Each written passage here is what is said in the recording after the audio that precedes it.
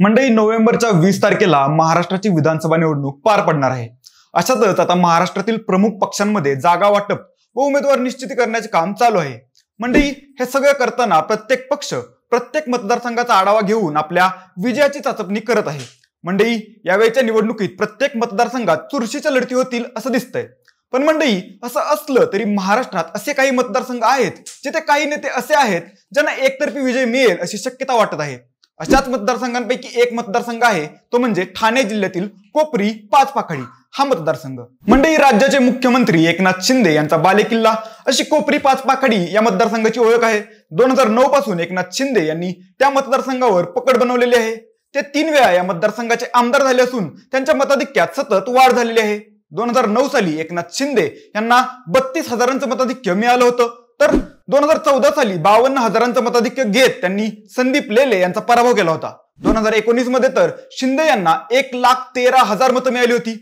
त्यावेळी त्यांनी काँग्रेसचे संजय गाडीगावकर यांचा तब्बल 89,000 मतांनी पराभव केला होता. वास्तविक कोपरी पाचपाखडी मतदारसंघात मुख्यमंत्री एकनाथ शिंदे यांनी राजकीय विरोधकच शिल्लक ठेवला नाही असं सांगितलं जातंय. तसंच त्यांच्या तोडीचा कुठल्याही पक्षाचा एखादा स्थानिक नेताही इथे दिसत नाही. त्यामुळे या विधानसभेला सुद्धा एकनाथ शिंदे यांचा इथून विजय सोपा दिसतोय. मंडळी, आजच्या विडिओमध्ये आपण हेच जाणून घेणार आहोत की अशी कोणती 5 कारणे आहेत ज्यामुळे एकनाथ शिंदे हे कोपरी पाचपाखडी विधानसभेची निवडणूक सहजरित्या जिंकतील. नमस्कार, मी ऋतुराज आणि तुम्हाला तर माहिती आहे आपला विषयच भारी आहे. मंडळी, शिवसेना फुटीनंतर ठाकरे व शिंदे यांच्या सत्ता संघर्षामध्ये आदित्य ठाकरे यांनी एकनाथ शिंदे यांना खुलं आव्हान दिलं होतं की तुम्ही राजीनामा द्या, मी ठाण्यातून तुमच्या विरुद्ध लढतो. मंडळी, त्यावेळी त्यांच्या या विधानामुळे मोठी चर्चा झाली होती. पण मंडळी, खरं तसं शक्य आहे का? एकनाथ शिंदे यांना त्यांच्याच बालेकिल्ल्यात म्हणजे ठाण्याच्या कोपरी पाचपाखडीमध्ये हरवणे शक्य आहे का? तर याचं उत्तर नाही असं आहे. मंडळी, मुख्यमंत्री व्हायच्या आधीपासून एकनाथ शिंदे यांचा ठाण्यात खूप मोठा प्रभाव आहे. तसंच ठाण्यातील हा विधानसभा मतदारसंघ तर त्यांचा बालेकिल्ला म्हणून ओळखला जातो. तिथली जनता कायम एकनाथ शिंदे या नावाला पसंती देत आली आहे असं दिसून आलंय. लोकसभा निवडणुकीतही ते आपल्याला दिसलं, कारण राजन विचारेंसारख्या ठाकरेंच्या तगड्या उमेदवाराला एकनाथ शिंदे यांनी केवळ लोकसंपर्क आणि कामांच्या जीवावर तो बी पछाड दिलाय. खरं तर स्वर्गीय आनंद दिघे यांच्या नंतर ठाणे जिल्ह्यावर शिवसेनेचं एक हाती वर्चस्व राखण्यात एकनाथ शिंदे यांना यश आलंय. आणि आता मुख्यमंत्री झाल्यापासून तर त्यांच्या धडाधड निर्णय घ्यायच्या क्षमतेमुळे त्यांच्या लोकप्रियतेत खूपच वाढ झाल्याची चर्चा आहे. त्यामुळे या मतदारसंघात ठाकरेंकडून कुणीही उभा राहिले तरी एकनाथ शिंदे हेच इथे वरचढ ठरतील हे पक्क दिसून येतंय. मंडळी, एकनाथ शिंदे यांचे पारड या मतदारसंघात इतकं जड असण्याचं पहिलं कारण आहे ते म्हणजे शिंदे यांचा गेल्या 2 पिढ्या मतदारांच्या सुखदुःखात असलेला सहभाग. मंडळी, आनंद दिघे यांच्या नंतर खऱ्या अर्थाने एकनाथ शिंदे यांनी ठाण्याला आपलंसं करून घेतलं. गेल्या 2 ते 3 दशकांमध्ये शिंदे हे ठाण्यातील जनतेच्या मागे ठामपणे उभे असल्याचे दिसून आले. एकनाथ शिंदे हे तसे मितभाषी आहेत. ते कमी बोलतात, पण त्यांच्या मतदारसंघातील कोणत्याही कार्यकर्त्याला किंवा नागरिकाला कुठलीही समस्या आली आणि ते जर एकनाथ शिंदे यांना कळलं तर ते पहिले धावून जातात, किंवा ती व्यक्ती जर एकनाथ शिंदे यांच्याकडे मदत मागायला गेली तर त्याची सर्व प्रकारे मदत करतात. अशी त्यांची मतदारसंघात ख्याती आहे. अनेक वेळा एकनाथ शिंदे यांनी मतदारसंघातील लोकांना सढळ हस्ते मदतही केलेली दिसून आली आहे. शिवाय मतदारसंघातील जवळपास 2 पिढ्यांच्या ते नेहमी संपर्कात राहिलेले आहेत. त्यांच्या कोणत्याही गोष्टी असो, त्यांची सुखदुःख असो, ती वाटून घेण्यात एकनाथ शिंदे नेहमीच आघाडीवर आहेत. त्यामुळं त्यांचं एक पर्सनल कनेक्शन मतदारसंघातील लोकांसोबत असलेलं दिसून येतं. मंडळी, मुख्यमंत्री एकनाथ शिंदे यांचं त्यांच्या मतदारसंघात पारडं इतकं जड असण्याचं दुसरं कारण आहे ते म्हणजे शिंदे यांनी या मतदारसंघात आजपर्यंत केलेली कामं. 2009 पासून कोपरी पाचपाखडी मतदारसंघावर एकनाथ शिंदे यांचं एक हाती वर्चस्व राहिलेलं आहे. मंडळी, गेल्या 3 टर्म आमदार असताना एकनाथ शिंदे यांनी पालकमंत्री ते मुख्यमंत्री असा प्रवास केला. त्या प्रवासात त्यांनी त्यांच्या मतदारसंघाकडे नेहमीच लक्ष दिल्याचं दिसून येतं. काही स्थानिक राजकीय जाणकार असंही सांगतात की एकनाथ शिंदे यांनी गेल्या 15 वर्षात या मतदारसंघाचा कायापालट करून टाकलेला आहे. मंत्री असताना किंवा मुख्यमंत्री असताना त्यांनी त्यांच्या मतदारसंघात भरघोस निधी देऊन अनेक विकास कामं केल्याचं स्थानिक लोक सांगतात. आपल्या मतदारसंघातील समस्या सोडवण्यावर त्यांचा भर राहिलेला दिसून येतो. त्यामुळे आक्रमक व आपुलकीचं राजकारण करण्यासोबत त्यांनी विकासाचं राजकारण सुद्धा केल्याचं स्थानिक जाणकार सांगतात. त्याचाही त्यांना फायदा होईल असं बोललं जातंय. मंडळी, एकनाथ शिंदेच्या पथ्यावर पडणारी तिसरी गोष्ट म्हणजे शिंदे यांनी मुख्यमंत्री झाल्यानंतर कार्यकर्त्यांना दिलेलं बळ. मंडळी, एकनाथ शिंदे हे संघटनात्मक बांधणीसाठी ओळखले जातात. दिघे साहेबांनंतर त्यांनी कार्यकर्त्यांना जोडून ठेवलं आणि संघटना चांगल्या पद्धतीने वाढवली हे त्यांचे विरोधक सुद्धा कबूल करतात.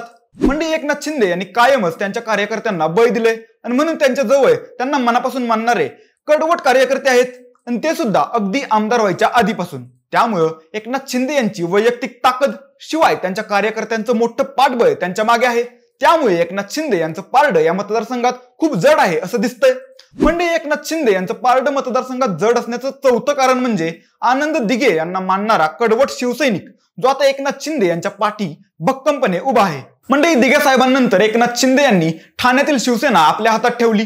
शिवसेनेचे ठाणं आणि ठाण्याची शिवसेना अशी ख्याती असलेल्या ठाण्यात दिघे साहेबांनंतर ठाण्यावर एकनाथ शिंदेंनी एक हाती वर्चस्व ठेवलं। म्हणजे साधारण 2-3 वर्षांपूर्वी ज्यावेळी एकनाथ शिंदे यांनी बंड केलं आणि शिवसेनेत फूट पडली त्यावेळी ठाकरे गटानं एकनाथ शिंदे यांच्याबद्दल गद्दार असं नॅरेटिव्ह सेट करण्याचा प्रयत्न केला होता। त्यावेळी दिघे साहेबांचे पुतणे केदार दिघे हे सुद्धा ठाकरे गटाकडून शिंदेंवर वार करत होते। पण दिघे साहेबांना मानणारा कडवट शिवसैनिक मात्र एकनाथ शिंदे यांच्या सोबतच आहे हे या लोकसभेला दिसून आलं।